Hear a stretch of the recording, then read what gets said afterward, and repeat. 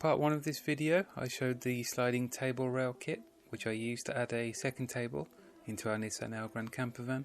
Adding the rail was a simple enough job to do and you just need a few basic tools. In this video I'm going to make the final table which will replace this test one. I'll match the colour and style to the existing one and show you all of the materials and tools you'll need.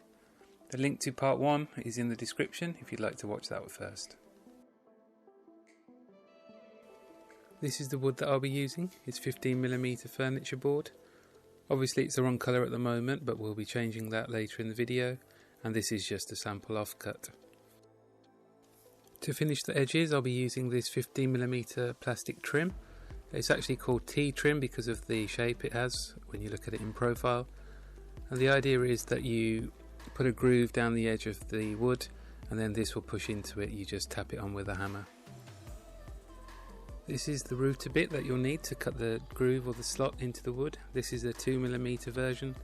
It fits in a standard size router and all you need to do is just adjust the height so it goes directly into the centre of the edge of the wood.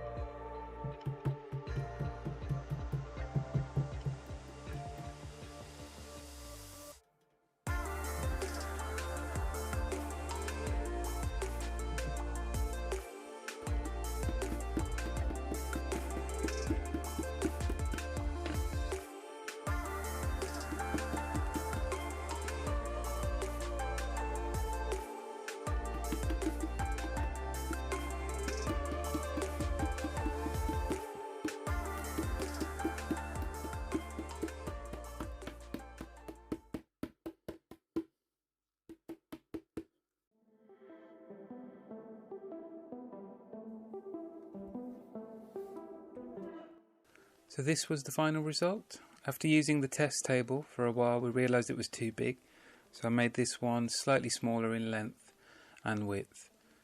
Now in this clip the tables look like they're different colours because of the lighting, but actually they are the same dark grey and finished with the same dark grey edging.